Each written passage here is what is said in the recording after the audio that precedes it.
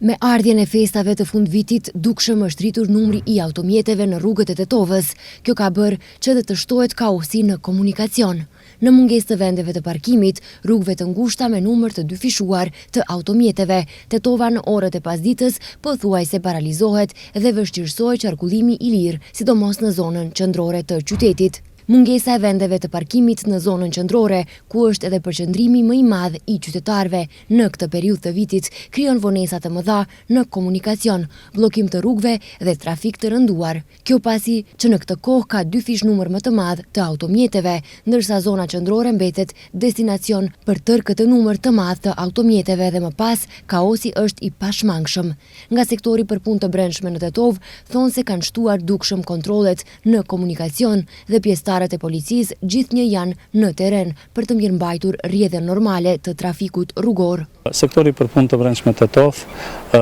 ka përpiluar plan për veprim, kështu që në gjithë rajonin e Tetovës, kryesisht në vendet ku frekuenca është edhe më e madhe e komunikacionit, në pjesët qendrore të qytetit, ka përqendruar numër më të madh të pjesëtarëve të policisë, të cilët rregullojnë komunikacionin kryesisht në linjat e dyta të kursive të komunikacionit për të mundësuar qarkullim të lirshëm në trafik, që mos të vitë deri te ndonjë ngërsh në komunikacion, për shkak se siç dihet, përveç qytetarëve të cilët dalin të kryejnë detyrat e tyre, shëtisin, argëtohen, kemi edhe raste të urgjencave ku shpesh kemi nevojë të intervenimit të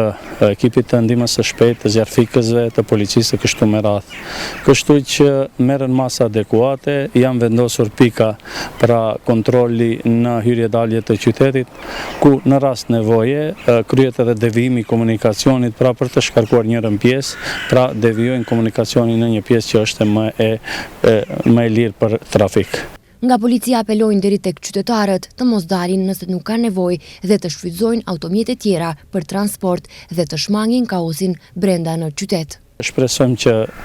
t'ja kalojmë edhe kësaj periudhe mirë, apelojmë tek qytetarët të kenë kujdes dhe të mos dalin pa patur nevojë në rrugë, që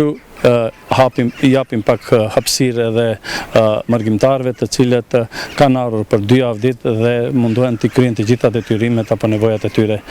të pushimeve. Kjo situatë pritet që të zgjas derisa janë festat e fundvitit dhe më pas të i kalohet dhe të kthehen në normalitet. Në këtë periudhë të vitit, gjendja as pak më e mirë nuk është as në rrugët dytësore brenda në qytet, por edhe në rrugët jashtë qytetit. Gjendja vështirësohet në hyrje-daljet për Shkup, Gostivar dhe në drejtim të Jazhincës, ku ka fluks të madh të automjeteve dhe tërë kjo situatë pastaj shkakton vonesa dhe nervozizëm tek vozicit.